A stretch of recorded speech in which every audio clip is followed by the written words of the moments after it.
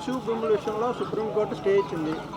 దీంతో ఎవరు నష్టపోయారు ఎక్కువగా? ఇష్యూ కాంగ్రెస్ పార్టీకి ఎంత నష్టం జరిగింది అనుకుంటున్నారు? ఒకటండి, నష్టం అనే దానికంటే ఇప్పుడు పక్కన పెడితే ప్రకృతి చాలా నష్టపోతుంది, ప్రజలు చాలా నష్టపోతున్నారు. ఇక్కడ ఒక వ్యక్తుల మధ్య జరిగినట్టు లేదు.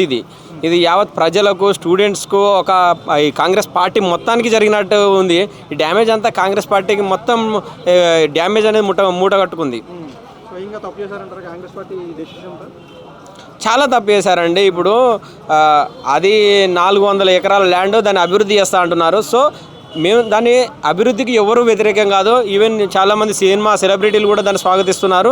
కానీ ఆ 400 ఎకరాలను వదిలేసి మిగిలిన హైదరాబాద్ చుట్టుముట్టుతో కొన్ని వందల వేల ఎకరాల భూమి ఉంది. అదేవిధంగా మనం చూసినట్టయితే ఇప్పుడు కొత్త సిటీ కడతా అంటున్నారు, ఫోర్త్ సిటీ. అక్కడ 4,000 ఎకరాలు ఉంది, 14,000 ఎకరాలు అనుకుంటా, 14,000 ఎకరాల భూమి ఉంది. అక్కడ డెవలప్మెంట్ చేయడానికి ఇంకా శంకుస్థాపనలు కూడా అక్కడే ఉంది. ఎక్కడ వేసిన గొంగడ అక్కడే ఉంది. ఫస్ట్ అక్కడ చేయండి. తర్వాత మెట్రో ఉంది హైదరాబాద్కు, సెకండ్ ఫేజ్ది శంషాబాద్ వరకు, అది చేయండి. దాని తర్వాత ప్రజలకు ఇస్తా అన్న అనేక రకాల హామీలు, తులం బంగారం కానివ్వండి, ఇప్పుడు రైతు రుణమాఫీ జరగలే అంటున్నారు, రైతు బీమా కానీ అనేక రకాల స్కూటీలు ఇస్తా అన్నారు.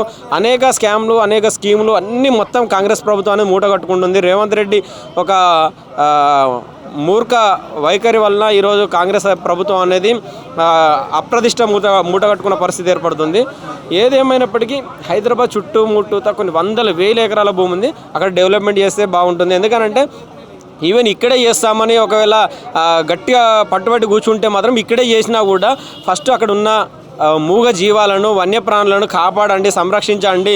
ఎందుకనంటే ఇప్పుడు మనం మొన్న చూసినాం, ఒక జింక చనిపోయింది అంటున్నారు. ఈరోజేమో బయటకు వచ్చి జింకలు ఫుడ్ తింటుంటే అక్కడ కుక్కలు కరిచి ఒక జింకను చంపిన పరిస్థితి ఉంది. అది విద్యార్థులు వీటిని పోస్ట్ చేస్తుంటే అవి దాన్ని ఏఐ ద్వారా ఇట్లా డబ్ చేసి పెడుతున్నారు అంటున్నారు. చాలా బాధాకరం.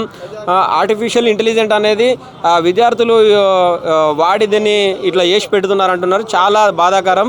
అవి నిజంగామైన వీడియోస్. కొంతమంది ఏమంటున్నారు, ఆ అరుపులన్నీ ఫేకు, ఇది ఫేక్ అంటున్నారు. ఏది ఫేక్ అయినప్పటికీ కళ్ళకు జంతువులు, మూగజీవాలు కనిపిస్తున్నాయి. మూగజీవాలను హింసించడం అనేది ఎంత దారుణమో ఒకసారి ప్రభుత్వం ఆలోచించుకోవాలి. అలాంటి వాటికి ఇంకే చాలామంది మంత్రులు కూడా దానికి సపోర్ట్ చేసి, పొంగులేటి శ్రీనివాస్ గారు సపోర్ట్ చేసి మాట్లాడుతున్నారు. చాలా బాధాకరం. ఎందుకంటే మూగజీవాలను హింసించడం అనేది చాలా బాధాకరం. రోడ్డు మీద కాకుండా మనకి ఎక్కడైనా ఏ మూగజీవిని హింసించినా మన మీద కేసులు పెడతారు.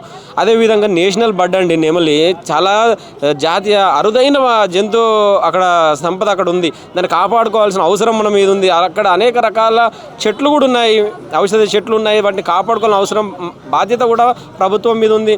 ఇంత నిర్లక్ష్యంగా వ్యవహరించడం అనేది చాలా బాధాకరం. అంటే ఈ చర్యతో ఏమీ చేయకపోవడం, హెచ్సియూలో ఏమీ చేయకపోవడం పెద్ద మంచి చేసినట్టు అంటారా హైదరాబాద్కి? అవునండి. ఇప్పుడు మనం చూసినట్టయితే ఇప్పుడు ఏదైనా అక్కడ కూలగొట్టడం అనేది 10 రోజులలో మొత్తం అంతా నాశనం చేయచ్చండి. ఒక బిల్డింగ్ కూడా ఈవెన్ ఒక 2 గంటలలో ఇప్పుడు కొత్తగా కూలగొట్టేస్తున్నారు టెక్నాలజీ ద్వారా. అదే బిల్డింగ్ కట్టడానికి కొన్ని లక్షల రూపాయలు, కొన్ని వేల రూపాయలు, కొన్ని కోట్ల రూపాయలు ఖర్చు పెట్టి కొన్ని సంవత్సరాలు వెచ్చించి దానికి ప్లాన్ చేసి దాన్ని నిర్మించాలి. ఎంత సమయం వృధా ఒకసారి అర్థం చేసుకోవాలి, ఎంత డబ్బు వృధా. అట్లాంటిది ఒక చిన్న బిల్డింగ్కే ఇంత టైం, ఇంత సంపద వేస్ట్ చేస్తే చెట్లను చెట్లను మనం పెంచాలంటే ఎన్ని వందల సంవత్సరాలు పెడుతుంది? 400 ఎకరాలలో చెట్లను పెంచాలంటే ఒక 40-50 ఏళ్ళ సంవత్సరాలు పడుతుంది. 1000 సంవత్సరాలు. అప్పటి వరకు ఇంకా ఈ పొల్యూషన్ అనేది ఇప్పటికే చాలా పెరిగిపోయింది. ఇప్పుడు కేబీఆర్ చుట్టుముట్టుత ప్రాంతాలు మనం చూసినట్టయితే మొత్తం కార్ పార్కింగ్లు, బడా డబ్బున్న నేతలు మొత్తం ఆ పార్క్ చుట్టూ కార్ పార్క్ చేసి వాళ్ళ టైంపాస్ కోసం వాకింగ్ చేస్తున్నారు. వాళ్ళ మీద చర్యలు తీసుకోండి. ఎందుకంటే వాళ్ళ వల్ల అనేక ట్రాఫిక్ ఇబ్బంది అవుతుంది, పొల్యూషన్ ఏర్పడుతుంది హైదరాబాద్లో. వాళ్ళు ప్రభుత్వం చేయడానికి చాలా రకాల పనులు ఉన్నాయండి. ప్రభుత్వం ఖాళీగా ఏం కూర్చోలేదు, చేస్తుంది. కానీ ఇంకా చేయాలి. ఇలాంటి వాటి మీద దృష్టి సారించి సమయాన్ని వేస్ట్ చేయడం కంటే ప్రభుత్వానికి మంచి సమయం ఉంది, ఇంకా 4 సంవత్సరాల సమయం ఉంది. మంచి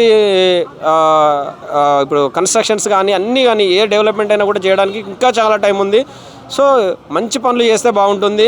బుల్డోజర్లతోటి చెట్లను వీకేస్తా అంటే అది చాలా తప్పండి. వాళ్ళ కాంగ్రెస్ పార్టీ ప్రతిష్టన బుల్డోజర్లతోటి తీసేసినట్టు అవుతుంది. అది చాలా బాధాకరం అండి. అంటే బుల్డోజర్ తమ పార్టీ ప్రతిష్టను తవ్వేసుకున్నారంటారా? ఇప్పుడు రేవంత్ రెడ్డి గారి పరువు ప్రతిష్టను కానీ ఆ కాంగ్రెస్ పార్టీ పరువు ప్రతిష్టను కానీ బుల్డోజర్లతోటి వాళ్ళే వాళ్ళ పార్టీ పరువు ప్రతిష్టను తవ్వేసుకుంటున్నారండి.